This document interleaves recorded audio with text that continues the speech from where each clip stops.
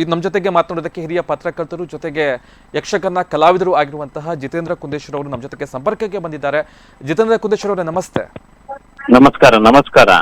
ತಮಗೆ ಗೊತ್ತಿದೆ, ವಿದ್ವಾಂಸರಾಗಿರುವಂತಹ ಯಕ್ಷ ಗುರುಗಳಾಗಿರುವಂತಹ ಗಣೇಶ್ ಕೊಲಕಡಿ ಅವರು ಇವತ್ತು ನಮ್ಮ ಜೊತೆಗೆ ಇಲ್ಲ, ನಿನ್ನೆ ಅವರು ಅಗಲಿದ್ದಾರೆ. ತಾವು ಕಂಡ ಹಾಗೆ ಗಣೇಶ್ ಕೊಲಕಡಿ ಅವರು ಯಾವ ರೀತಿಯಾಗಿದ್ರು, ಜೊತೆ ಅವರ ಸಾಧನೆಗಳ ಬಗ್ಗೆ ತಾವು ಹೇಳೋದಾದ್ರೆ, ಆ ಕುಟುಂಬಕ್ಕೆ ಧೈರ್ಯವನ್ನ ಹೇಳೋದಾದ್ರೆ ಯಾವ ರೀತಿಯಾಗಿ ಹೇಳ್ತೀರಿ?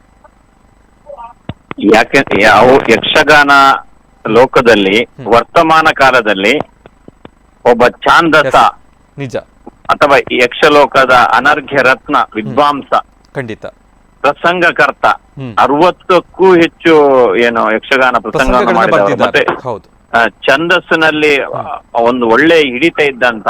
ನಿಜ. ಅಷ್ಟು ಮಾತ್ರವಲ್ಲ, ಈಗ ಅಂದ್ರೆ ಅವರ ಮನೆಯನ್ನು ಯಕ್ಷಗಾನದ ಪಾಠಶಾಲೆ ಅಥವಾ ಗುರುಶಾಲೆಯಾಗಿ 10 ವರ್ಷಗಳಿಂದ ವಿದ್ಯಾರ್ಥಿಗಳಿಗೆ ಉಚಿತವಾಗಿ ಯಕ್ಷಗಾನವನ್ನ ಕಲಿಸಿಕೊಡ್ತಾ ಇದ್ದಂತಹ ಒಂದು ಮಾದರಿ ವ್ಯಕ್ತಿ. ಅವರಿಗೆ ಅನಾರೋಗ್ಯ ಇತ್ತು, ಹುಷಾರಿರ್ಲಿಲ್ಲ. ನಾನು ಹಿಂದೆ ಒಂದು 7-8 ವರ್ಷ ಹಿಂದೆ, ಏನೋ 5-6 ವರ್ಷಗಳ ಹಿಂದೆ ನಾವು ಕುಂದೇಶ್ವರ ಸಮ್ಮಾನ ಪ್ರಶಸ್ತಿ ಮಾಡುವಾಗ ಅವರನ್ನ ಅತಿಥಿಯಾಗಿ ಕರೆದಿದ್ವು.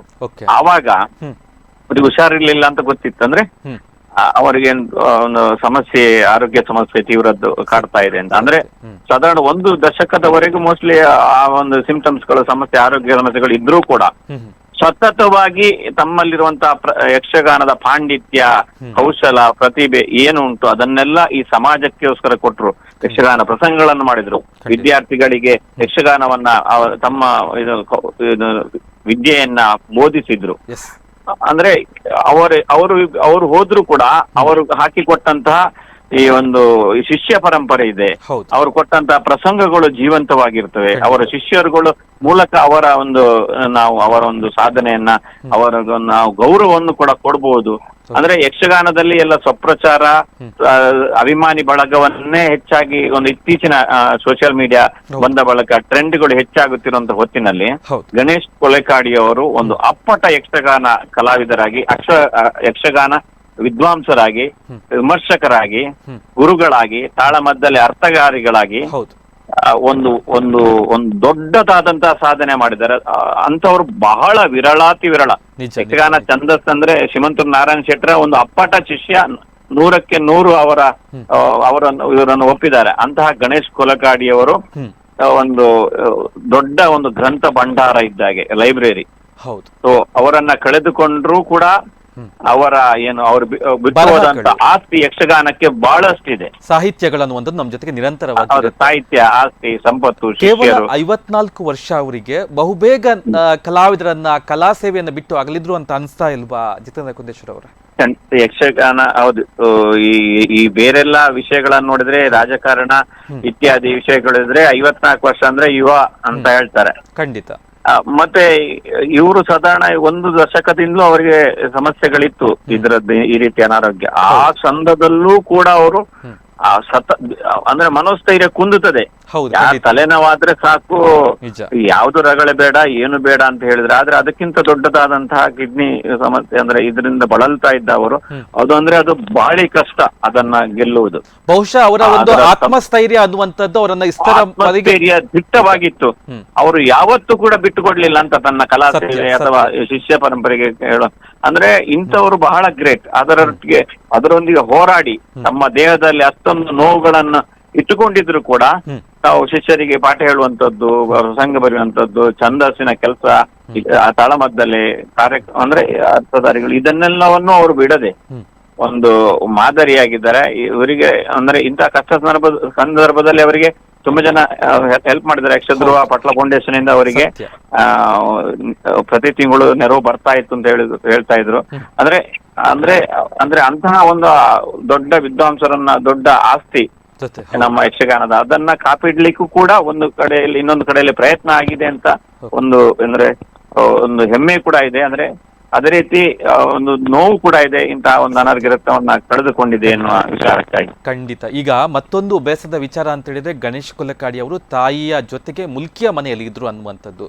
ಈಗ ಆ ಮಹಿಳೆಗೆ ಈಗ ಆಧಾರ ಯಾರು, ಯಾವ ಜೊತೆ ಯಕ್ಷಗಾನ ರಂಗ ನಿಲ್ಲುತ್ತೆ, ಯಾವ ರೀತಿ ಸಂಸ್ಥೆಗಳು ನಿಲ್ಲುತ್ತೆ ಅನ್ನುವಂಥದ್ದು? ಯಾಕಂತ ಹೇಳಿದ್ರೆ ಮಗನನ್ನ ನಂಬಿಕೊಂಡು ಅವ್ರು ಇದ್ದಂಥದ್ದು. ಆದ್ರೆ ಈಗ ಮಗನೇ ಅಗಲಿದ್ದಾರೆ, ಈಗ ಆ ತಾಯಿಗೆ ಯಾವ ರೀತಿಯ ಭರವಸೆ ಸಿಗಬಹುದು ಮುಂದಿನ ದಿನಗಳಲ್ಲಿ ಅನ್ನುವಂಥದ್ದು ಇಲ್ಲಿ? ಅದೇ ಯಕ್ಷಗಾನ ಕಲಾರಂಗದವರು ಬಹುಶಃ ನನಗೆ ಗೊತ್ತಿದ್ದಾಗೆ ಅವರೇ ಒಂದು ಮನೆ ಮಾಡಿ ಕೊಟ್ಟಿರ್ಬೇಕು ಅದನ್ನ. ಹೌದೌದು, ಖಂಡಿತ.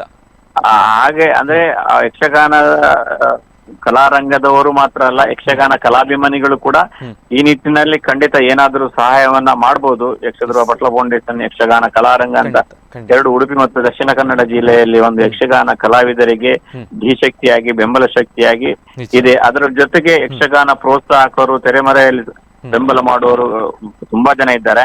ಈ ವಿಚಾರ ಅವರ ಬಳಿ ಮುಟ್ಟಿದ್ರೆ ಖಂಡಿತ ಏನು ಕೊಲೆಕಾಡಿಯವರ ಏನು ಕರ್ತವ್ಯ ಏನಿತ್ತು ಅದನ್ನ ಖಂಡಿತವಾಗ್ಲೂ ಮಾಡುವಂತ ಸಾಧ್ಯತೆಗಳಿದೆ.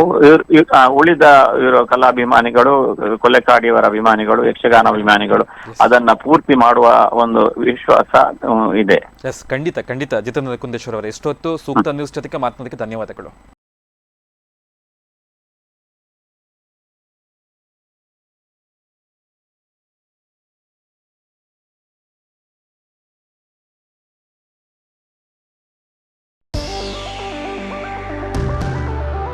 ಅಂದದ ಮನೆಗೆ ಚಂದದ ಗೃಹೋಪಯೋಗಿ ವಸ್ತುಗಳ ಹುಡುಕಾಟದಲ್ಲಿದ್ದೀರಾ?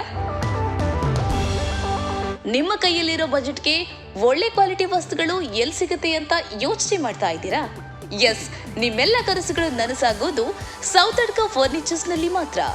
TV, fridge, washing machine, table, fan, dining table, office chairs and table, sofa, cupboard, ಒಂದಲ್ಲ ಎರಡಲ್ಲ, ನಿಮಗೆ ಬೇಕಾದ ಎಲ್ಲ ವಸ್ತುಗಳು ಒಂದೇ ಸೂರಿನಡಿ ಲಭ್ಯ. ನಿಮ್ಮ ಬಜೆಟ್ಗೆ ನಿಮಗಿಷ್ಟವಾದ ವಸ್ತುಗಳನ್ನ ಇಲ್ಲಿಂದಾನೇ ತಗೋಬಹುದು. ಇದಿಷ್ಟು ಮಾತ್ರವಲ್ಲ, ನಿಮಗೆ ಬೇಕಾದ ವಸ್ತುಗಳನ್ನ ನಿಮಗೆ ಬೇಕಾದ ರೀತಿಯಲ್ಲೇ ಡಿಸೈನ್ ಕೂಡ ಇವರೇ ಮಾಡಿ ಕೊಡ್ತಾರೆ. ಅಂಡ್ EMI ಫೆಸಿಲಿಟಿ ಕೂಡ ಇದೆ. ಹಾಗಾದ್ರೆ ಇನ್ಯಾಕ್ ತಡ? ಸುಂದರ ಹಾಗೂ ಉತ್ತಮ ಗುಣಮಟ್ಟದ ಸ್ಟೈಲಿಶ್ ಫರ್ನಿಚರ್ ಅಂಡ್ ಎಲೆಕ್ಟ್ರಾನಿಕ್ಸ್ ವಸ್ತುಗಳಿಗಾಗಿ ಇಂದೇ ಭೇಟಿ ನೀಡಿ. Sowthadka furnitures and electronics, Bantwal bypass. Contact 9108929373, 9731679373.